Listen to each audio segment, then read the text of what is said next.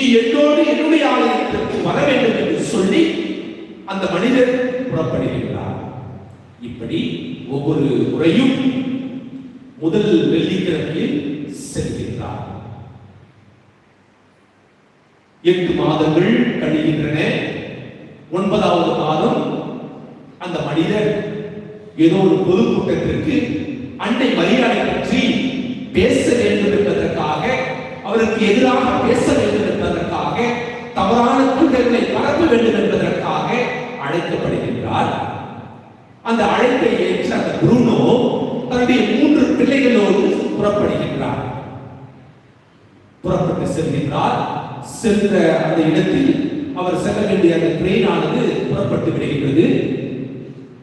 காலம் தாழ்த்தப்படுகின்றது. உடனே அந்த மனிதர் அருகாமையில் இருக்கக்கூடிய ஒரு தோட்டத்திற்கு செல்கின்றார். தோட்டம்னா பார்க். அந்த பார்க்குக்கு தன்னுடைய பிள்ளைகளை அழைத்து செல்கின்றார். அங்கு போய் உட்கார்ந்திருந்தார். அங்க போன ஏறக்குறைய நேரம் இருக்கு, 1 மணி நேரம் 2 மணி நேரம் இருக்கு. அந்த 2 மணி நேரத்தில் என்ன பண்ணலாம் சொல்லிட்டு அவர் நினைக்கிறார். உடனே உட்கார்ந்து ஏதாவது எழுதலாம். என்ன எழுதலாம்? அன்னை மரியாதை பற்றி தவறான கொள்கைகளை எப்படி பரப்புவது என்று சிந்தித்து எழுது கொண்டிருக்கிறார்.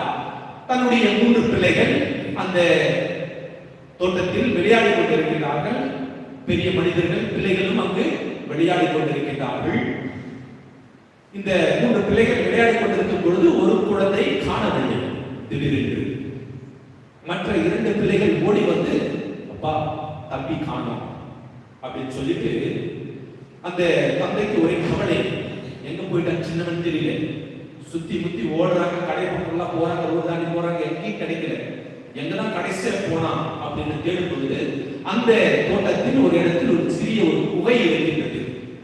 அந்த குகையில் போலாமா வேணாமா யோசிக்கிறாங்க. சரி, எல்லா இடத்திலும் தேடியாச்சு, எங்கேயுமே காணோம், இது உள்ளேயாவது இருப்பான் அப்படின்னு சொல்லிட்டு அந்த புரூனோ அந்த மனிதர் தன்னுடைய 2 பிள்ளைகளோடு உள்ளே சென்று பார்க்கும் பொழுது அந்த பிள்ளை முழந்தால் படியிட்டு வானத்தை அண்ணாந்து பார்த்துக் கொண்டு கரங்களை விரித்து ஜெபித்துக் கொண்டிருக்கிறது.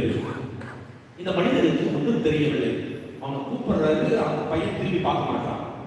அந்த பையன் திரும்பி பார்க்க மாட்டான். அந்த குழந்தையின் உடலை அசைத்து பார்க்கிறார். அசைக்கவும் முடியவில்லை. ஒரு கல்லு போட்டத்தை எப்படி இருக்கும்? ஒரு பெரிய ஒரு 100 கிலோ 200 கிலோ கல்லு இருந்துச்சுன்னா அதை அசைக்க முடியுமா? முடியாது. அதுபோல அந்த சிறுவனின் உடல் அப்படித்தான் இருந்துச்சு. அசைக்க முடியவில்லை. கூப்பிட்டாலும் எந்த ஒரு கவனத்தையும் அந்த சிறு பிள்ளை கொடுக்கவில்லை. என்னடா பார்க்க சொல்லிட்டு உடனே இவரும் மேல பார்க்கிறாரு. மேல பார்த்த உடனே காட்சி கொடுக்கப்படுகிறது. காட்சியாக என்றால் அன்னை மரியாதை, அவர் லேடி ஆஃப் ரெவலேஷன், வெளிப்படுத்தப்படுகின்ற அன்னை, வெளிப்படுத்திய அன்னை என்று அங்கு கூறப்படுகிறது. அதே நேரத்தில் அவருடைய வாழ்வில் அன்புக்குரியவர்கள், நீங்க நம்ப மாட்டீங்க, ஆனா போயிட்டு பாருங்க.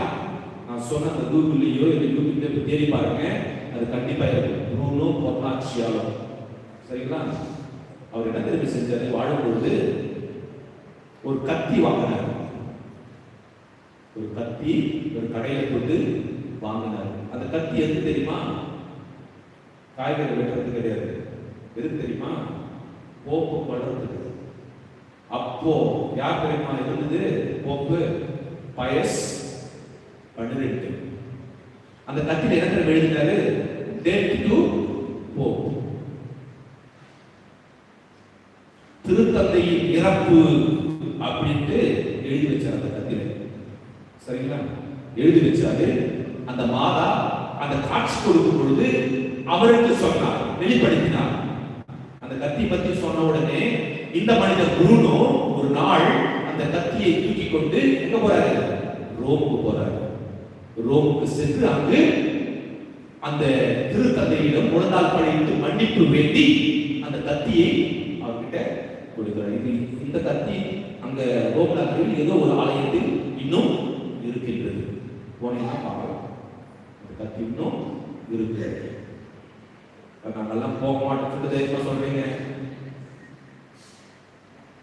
நீங்க போகலன்னா கூட யூடியூப்ல இருக்குது, இல்லைன்னா கூகுள்ல இருக்கு, பாருங்க, இருக்கும். புரூனோ பொர்னாச்சியாலோ புரோட்டஸ்டன்ட் அப்படி இல்லைன்னா கூட